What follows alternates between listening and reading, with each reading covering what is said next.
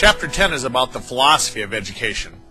It's another chapter you're going to want to read to have a solid understanding, not only for this class, not only for the test, but to know what to base your beliefs in education. The introduction, I'll cover that a little bit, but I'm going to ask you to identify some of your philosophies based on these 5 components this chapter talks about. And I expect you to fully participate in this. And so you'll want to have a pretty solid understanding of these philosophies before you have to pick. Let's take a look. Chapter 10, dealing with philosophy. How do these perspectives influence education? And I stole this right from your textbook, a little nice picture of teaching. And so let's move on here. This is a part of the part 3 of our text, dealing with those forces that shape education, and it has to do with the philosophy in chapter 10. Before we jump into this, let me just take you to the textbook.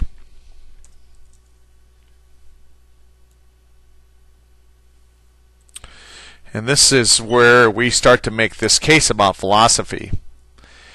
And so if I'm just going to read it, I'm going to really encourage you to get this on page 60. The importance of philosophy, of that philosophical perspective.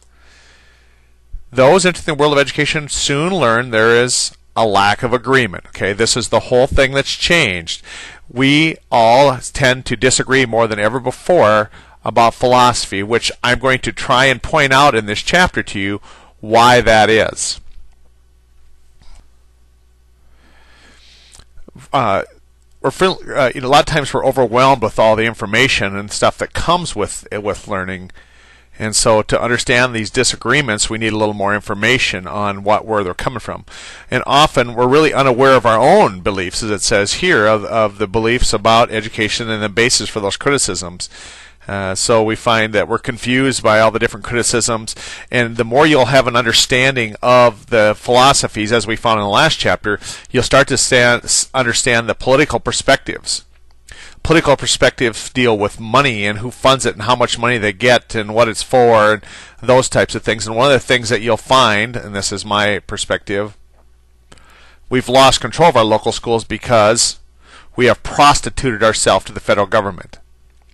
If they will give us money, we will do what they say. And to me, that's like a prostitute. Okay, we went from local control, teacher control, to federal government control, state government control, like a prostitute does, just so we can have the money. Because they don't give you any money without controlling you. Okay.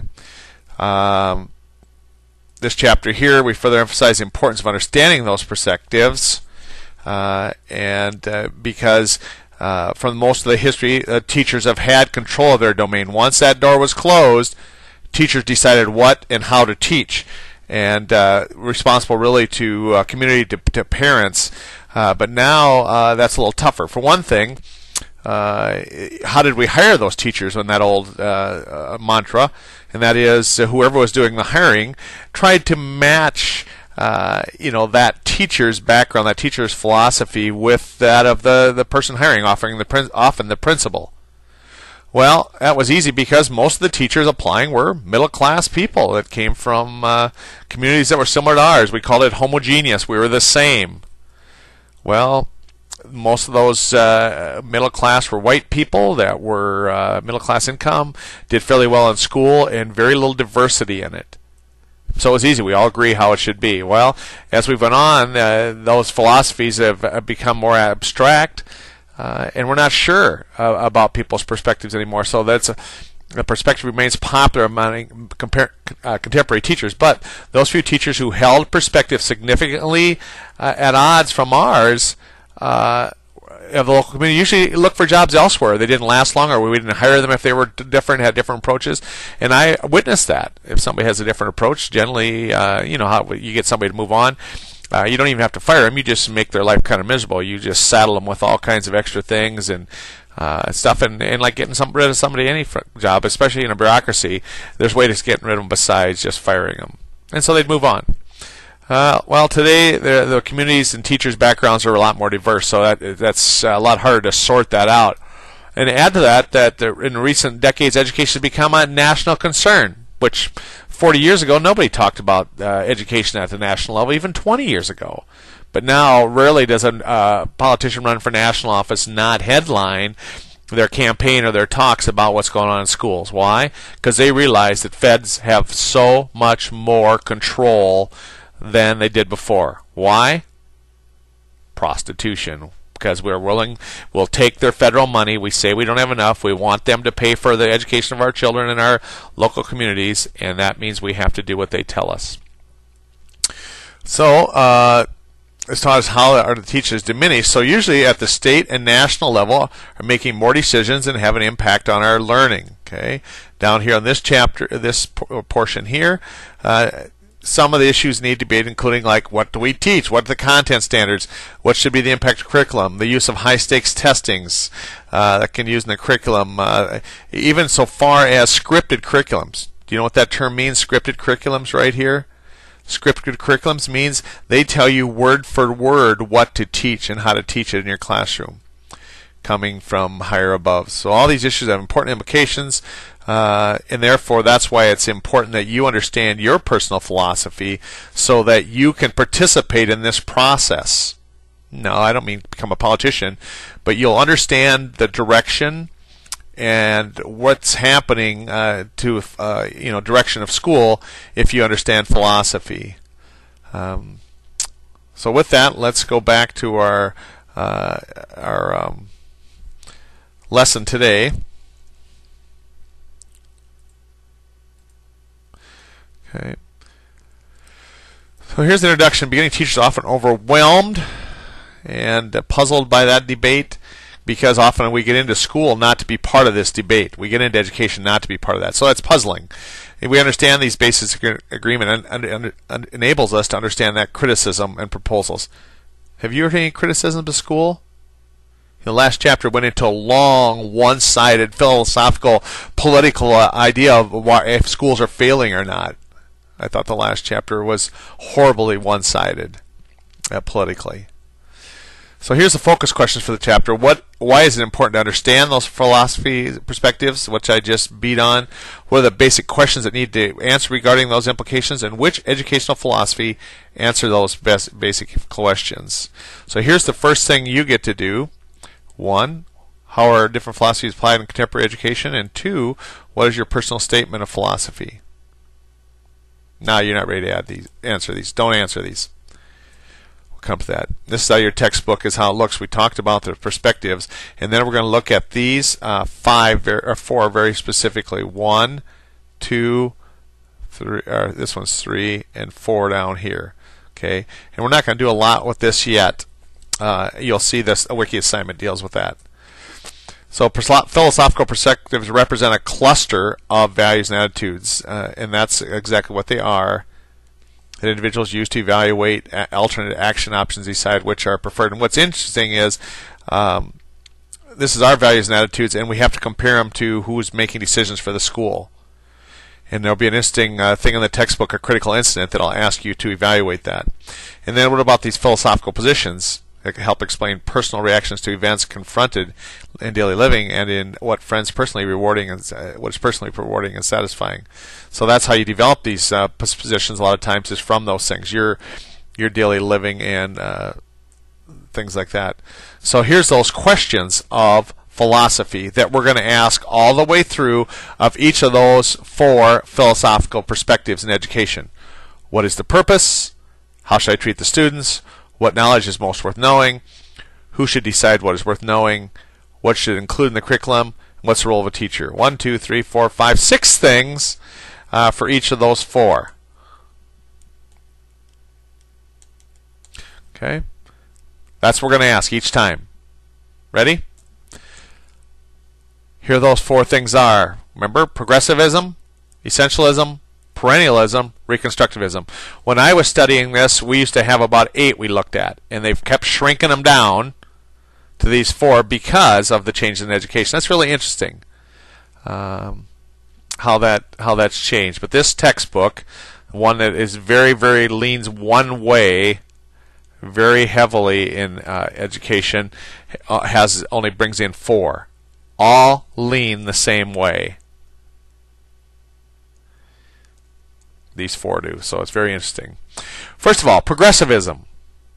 This is a reaction to this authoritarian teacher. Do you know the teacher? I hit your fingers, corporal punishment's okay. And so this was a reaction. Get this now. This is all philosophy will be a reaction. Reaction to this classical things, reading and writing arithmetic. And Dewey was the man that said, we have to change that authoritarian way. He was concerned that schools are out of touch with life and failed to teach individuals how to use knowledge. Okay, we taught them knowledge, not how to use it. This was Dewey. Focused on preparing individuals for the realities of contemporary life, and that is a very interesting term here, contemporary, because how it changes. Emphasize the commitment of the values to democracy. Okay, what is that purpose of education in progressivism? Well, help those individuals learn how to solve problems using the scientific method. Now, a lot of you didn't hit this very hard last chapter, but the scientific method has a definite focus here. How to solve problems. May want to revisit that for this chapter. Active involvement is critical in that process. Facilitate the unique development of each individual. Provide students with the freedom to pursue their questions and interests. Teachers learn how to think, not what to think. Okay, teaching learning is how to think, not what to think. And that's a little dangerous because often in schools we're very uncomfortable with that. We would really like to tell them what to think instead of how to think. Yeah, I kind of raise my kids that way in the training years, is what to think, and then their challenge will be as adults is how to think about those things. So how do we treat students in progressivism? Well, all children have value and dignity with a right to an education. Students should be allowed to develop naturally. Their needs and interests respect are given priority. The role of the teacher is to help students identify and clarify questions and guide investigations. Okay, how does that sound? Are you seeing schools functioning this way, or classrooms? Are you seeing classrooms where it's about the teacher guiding the investigation? Anyone? Anyone? Well, what is taught in progressivism? Knowledge is viewed as temporary, not universal, and not stable, meaning there's no absolute truth. I totally disagree with that. Knowledge has the most worth, has been tested by experimentation. Educated people need to adapt to and direct change. Okay. Who decides what to teach in progressivism? Well, ultimately it's the student. Yeah, okay, you hear that again? It's the student who decides what's worth knowing.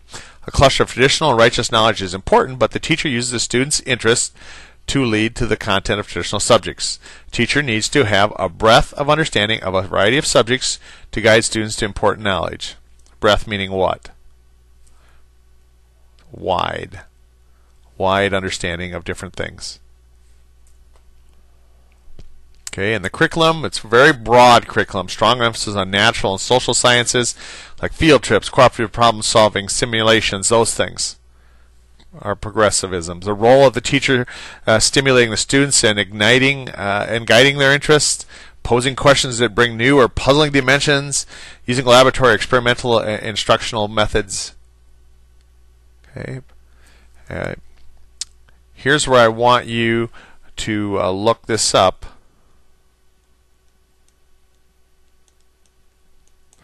Look up this word, what a progressivist is. IST. You Google that now, and you put that in your notes right here, what it says, what a progressivist is. So, a progressivist. What do you think about progressivists? Okay, here's what you have to answer each of these. 1 and 2. What aspects do you are consistent? Do you agree with? Which do you disagree? On each of these, you have to respond to those two things. Okay. So the next one is called essentialism. Get it? Essentialism. What do you suppose that has to do with? Essential. Gets its name from a focus of academic context deemed essential to all students. Purpose of that school should be to transmit selected elements of culture. Okay, get it? Transmit culture to the next generation. Not so much the knowledge, the culture. Basically a back to basics approach that stresses an organized, structured curriculum and an inclusion of traditional values such as respect for authority. Does that sound a little contrary to what we just studied? Does that sound a little contrary to progressivism? Well, let's study this a little farther. The purpose of this is teaching essential information and values. Values? Yes, values. Okay. Transmitting the cultural heritage, intellectual knowledge, moral values. Why? Because this group felt that this progressivism lacked this. The progressivism movement stripped this out of education. So the group, this is a reaction to progressivism. The progressivism had a reaction. Remember what that was a reaction to? Now this is a reaction to progressivism. Sawing virtues of discipline and hard work. Hard work? We don't have any issues with that today that we'd need this day. We don't have anybody that doesn't know anything about hard work, do we? How do we treat students in essentialism? Well, back to this. The teacher's authority and establishes those rules. Students should learn the prescribed content. Modified instruction to accommodate individuals' differences is not a priority. Not. Here, it's the box thing. This is what we teach. This is how we teach. You either learn it or you don't get to do it. Students should have high standards and should not be promoted until they learn the content. And of course, we're way away from that. That promoted has nothing to do with what they've learned. This is where this here, No Child Left Behind, came from, was people being promoted like crazy that haven't learned the content. And next thing, we got people graduating high school that can't function, are illiterate. So what knowledge is worth learning or is worthy in essentialism? Well, its use is essential for a person to live well and contribute to society. Okay, which is essential to a person to live well in society. There's a core information of values for all students should learn. Who decides what to teach? There's a core value. Who should decide it? Do not define who should decide. However, they do not give students a voice in that debate. So it leaves it up to locals or a different input. Okay. And the curriculum that should be taught in essentialism is like the basics: reading and writing and arithmetic. Primary emphasis on what is learned rather than how it's learned. What rather than how. Generally opposed to multicultural content because it distracts from the common culture. Remember, it's about passing on the culture and heritage. And arts humanities are not what the student needs to prepare for the useful adulthood. Remember, progressivism was more about those things? They said, hey, that's not useful for adulthood. Adulthood's about getting ready for work, being a contributor to society. Essentialists said, hey, these things do not do that. Less of that in the curriculum. Any of this sound familiar? Have you followed educational curriculum at all? Where we're at on these things? Hopefully, this study of philosophy will make you aware of the adding and subtracting.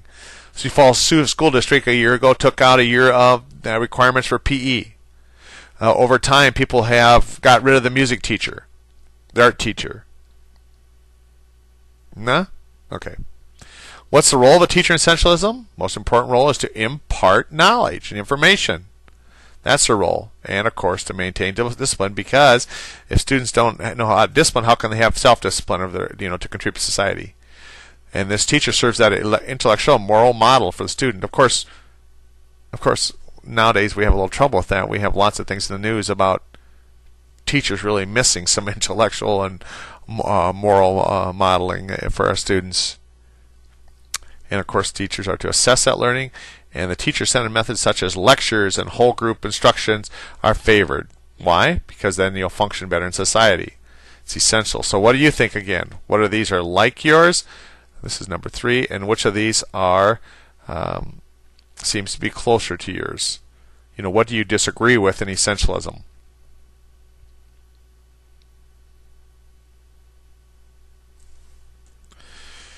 Then there's perennialism.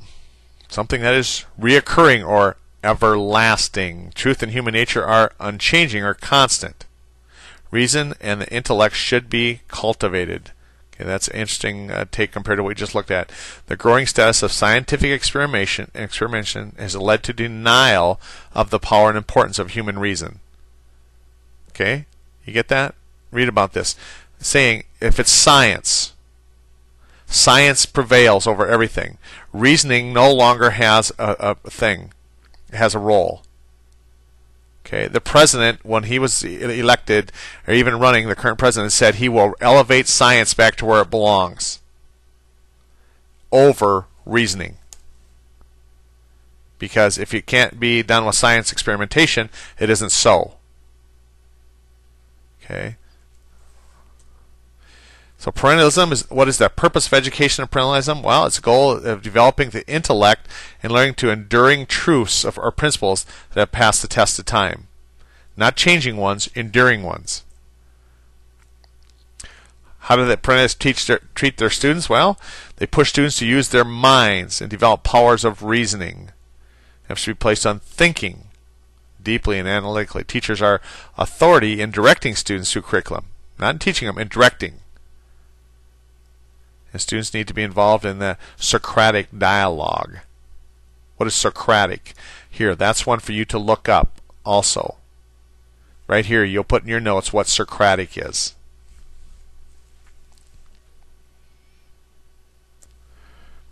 Okay.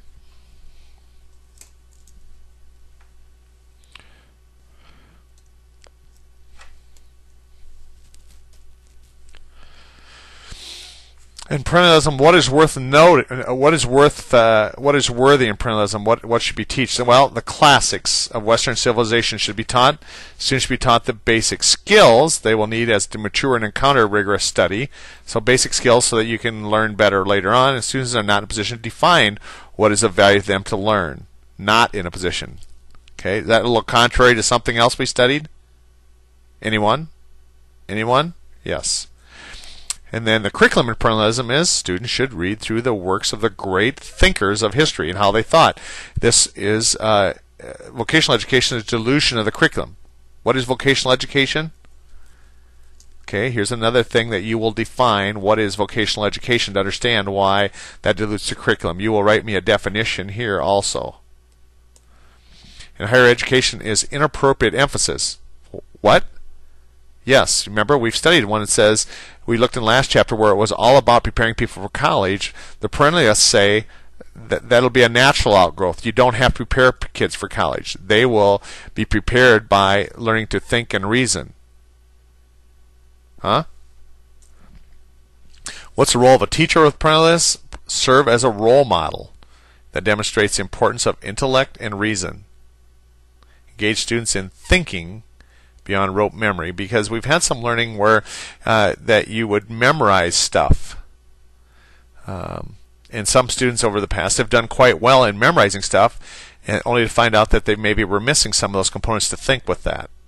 So that's the role of the teacher and apprentice. Okay, and here's where you go again. This is your 5 and your 6. Is perennialism meeting the needs of all students, and the perennialism meet the needs of society? And I'm going to say with this, you tell me with what you agree with and what you disagree with in this one. Okay, that's 5 and 6 you'll respond to. And then the last one, Reconstructionism, developed during the Depression era. When was that? Well, that was from about 1929 till the war in about 1941. It's called the Depression era. Believe that society has lost its way and propose to build a new society. Hence, reconstruct. Schools should serve as an important catalyst in the effort to improve the human condition through reform. Sound familiar? Anyone?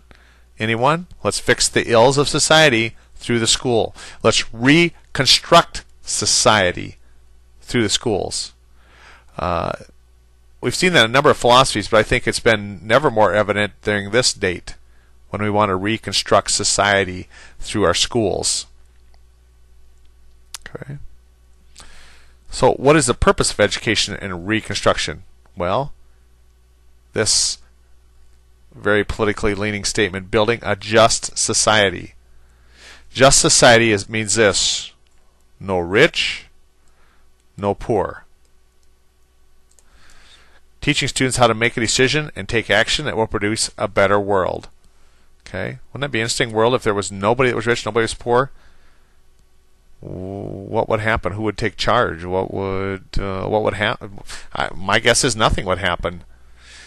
How to treat students in Reconstructionism? Students are capable of identifying injustice, and then they try and solve those injustices. They need to identify issues and work for improvement through active involvement, like volunteering is one.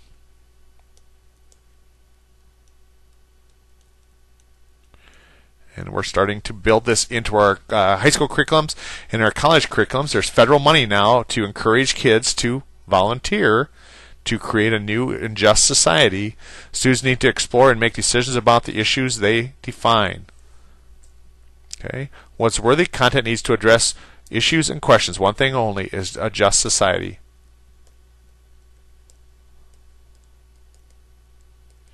That is the only thing that's worthy in this curriculum. In the curriculum, students make decisions regarding what they need to learn. Who does? Who makes the decisions? Anyone?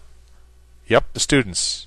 Teachers use content and information to help identify only this, critical issues that need to be investigated. Okay. Teachers insist that students thoroughly investigate the topic and gather all their information and the viewpoints. They do something with it. What's the role of the teacher?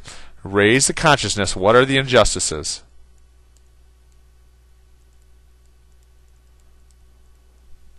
Engage students in the learning process and include service learning activities which require applying knowledge to solve real problems. I assure you this is a new direction in our schools in the year 2009 with the change in administration. Reconstruct society. Which philosophy are discussed closest to your personal philosophy? Again, before that, I want to give you Reconstruct. And their number 7 and 8 is what do you agree with in this and what do you disagree?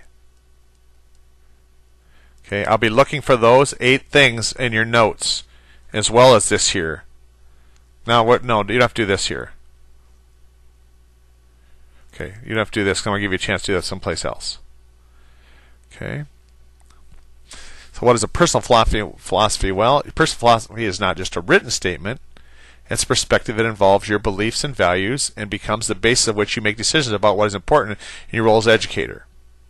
And of course the school will have something to say about what your role is also. So here's the summary. And it's always a fairly decent summary in here. And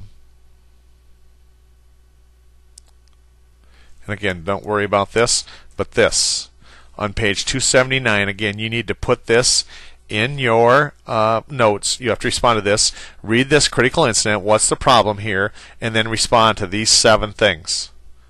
And to get your points for this, you'll have to respond to the things that I talked about here, up to these 8, and the words I told you to define, and respond to these 7 things. Okay? The philosophy of education. See what you can do.